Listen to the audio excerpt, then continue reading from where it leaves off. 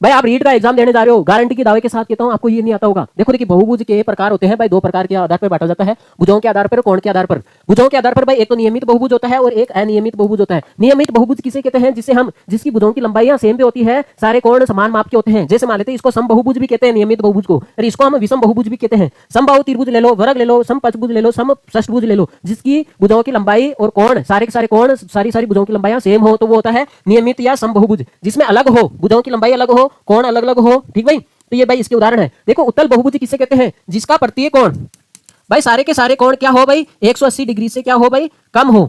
देखो देखिए सारे के सारे कोण आपको 180 डिग्री से कम मिलेंगे इसके अंदर, ठीक भाई।